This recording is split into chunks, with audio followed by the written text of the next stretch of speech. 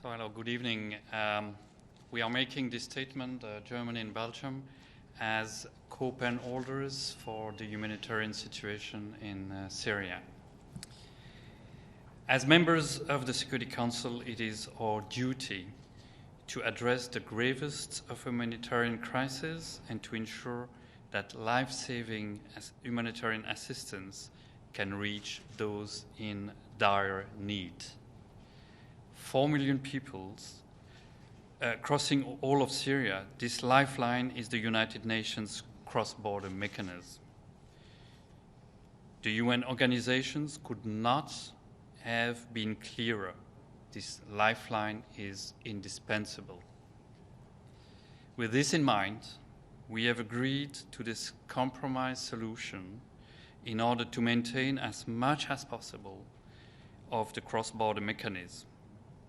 What we have achieved is that about 2.7 million people in Idlib will continue to receive humanitarian aid. This is urgently needed as the population in northwest Syria continues to suffer from heavy bombardments which have already led to hundreds of thousands of refugees. We deeply regret that it has not been possible to agree on the extension of the third border crossing at Al Yarubia, which is essential for the delivery of humanitarian assistance, in particular medical aid to the people in northeast Syria.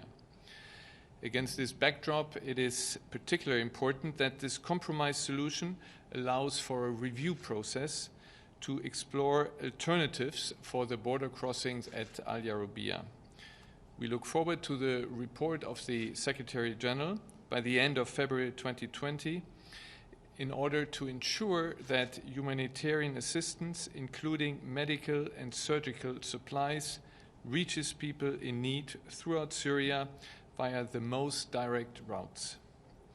Our resolve to work for the people in Syria remains unchanged, as does our willingness to continue to advocate for unobstructed delivery of humanitarian aid. This is our shared responsibility and indeed our obligation as members of the Security Council. Thank you very much. Just a quick clarification. Once the Secretary General submits his report, if he does recommend a third crossing from Iraq, the Council would then need to adopt another resolution to authorise that? Yes, we will need to, discuss the report and take action, but that will be the next step. So.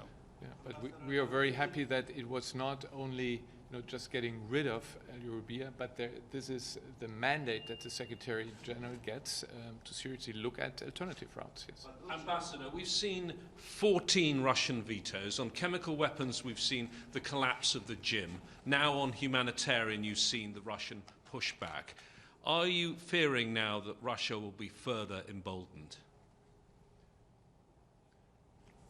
We have a solution here tonight, which was very hard fought, but we come out of this with a situation where 2.7 million people will still continue to get the aid, and there is an option for the possibility also that also those who need medical aid will get it. So I don't want to speculate. It's very sad that we were not able to get the 4 million, but what we achieved at this point is positive for the people in Idlib who suffer most.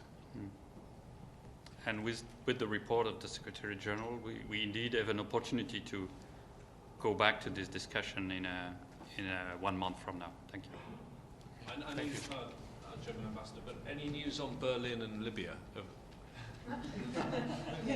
Weekend. Okay.